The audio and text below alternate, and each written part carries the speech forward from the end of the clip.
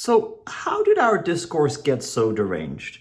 How did the very things that we've been deconstructing, analyzing, and warning about on this podcast for the last 5 years become headline news and the dominant narrative within our society? One way of understanding this is that authoritarianism thrives on conspiracism, and it also thrives on a certain kind of religiosity.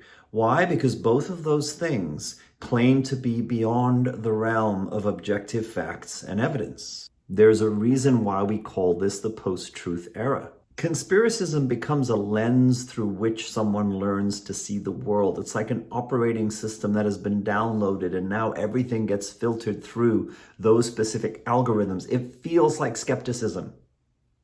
It feels like thinking for yourself. It feels like saying, I won't be fooled again. But it proceeds from faulty premises, and those premises then become a form of circular reasoning. Extreme religious belief is very similar. Religious belief that sees the world as a battleground between good and evil, in which spiritual forces are at play, is likewise an operating system that gets downloaded.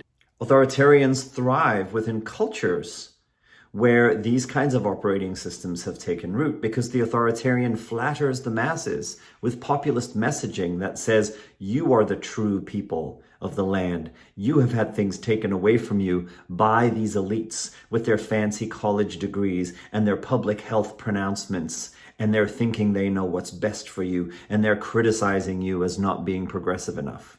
Put your faith in me. I am the one who will rid our country of corruption. I am the one who will come to free you from the conspiracy that only you and your friends know is really going on. I am the one who has been anointed by the religious powers that you have started to believe are the salvation from your suffering.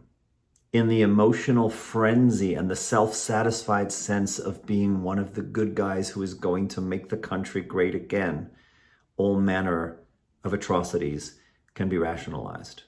And in the cultural landscape that now no longer has any reference points with regard to science or reason, journalistic facts or evidence, governing bodies of trusted experts who can help us to understand what's really going on in the most difficult areas of human knowledge.